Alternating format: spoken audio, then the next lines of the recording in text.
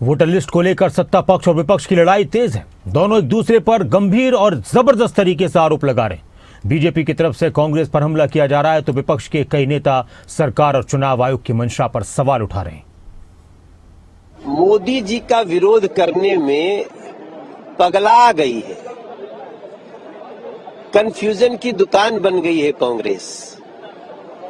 आज ये लोग 124 का टी शर्ट पहन के आए। मैंने पूछा क्या है, बोल रहे 124 साल और वो यहां नहीं, उसका वोट बना हुआ है। अरे भाई, यही तो खत्म करने के लिए एसआईआर हो रहा है। 5 दिन पहले आपने बोला एक घर में 80 लोगों का वोट है, हालांकि संजोग से वो कांग्रेसी का ही निकला, लेकिन यही तो खत्म करने के लिए एसआईआर है। चुनाव आयोग का स्पेशल इंटेंसिव रिवीजन इसीलिए चल रहा है कि जो लोग फर्जी वोट बनाए हैं उनको खत्म किया जाए, जो लोग सही लोग अब रह गए हैं वोट बनने के लिए उनको वोट बनाया जाए। मुझे लगता है कि चुनाव आयोग को कम से कम अगर मिल नहीं सकते तो वहाँ जगह नहीं थी, तो उनको मेमोरेंडम जरूर लेना चाहिए था। जो ज्ञापन देने आए थे, जो पत्र देने आए थे, स्वीकार करना चाहिए। अपने एक प्रतिनिधि नीचे भेजते और स्वीकार कर लेते। 300 कोई बहुत बड़ी संख्या तो होती नहीं है, वो भी सब सांसद थे, वो भी संवैधानिक पदों पे बैठे हुए, तो ये उनको करना चाहिए था। 30 लोग स्वयं, 30 उनमें से कौन निकाले, सब निकाले, और भी लास्ट मिनट उन्होंने बताया सुबह पे।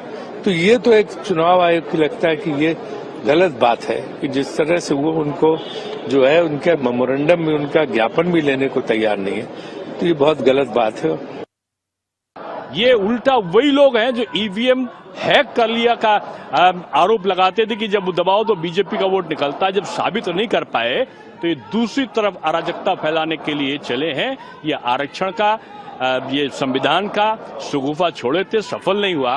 अब ये बांग्लादेश की तरीके से भारतवर्ष में अराजकता फैला के कुछ विदेशी शक्तियों के इशारे पर कि एक तरफ विदेशी शक्तियों से लड़ो, एक तरफ ये आंतरिक विद्रोहात्मक झूठे नैरेटिव को लाने वालों से लड़ो।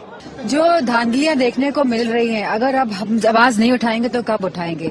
अगर हम चाह रहे हैं कि देश चले लोकतंत्र से, जहां लोगों के मत की कोई अहमियत हो, तो बहुत जरूरी है कि अब इस विषय में ये सरकार संज्ञान ले और साथ ही इलेक्शन कमीशन भी संज्ञान ले। कांग्रेस के नेता जिस प्रकार का जो प्रदर्शन कर रहे हैं, जिस प्रकार की बयानबाजी कर रहे हैं, और इलेक्शन कमीशन ने, हरियाणा इलेक्शन कमीशन ने उनको नोटिस भी दिया है, जिस प्रकार से वोट चोरी का आरोप लगा है।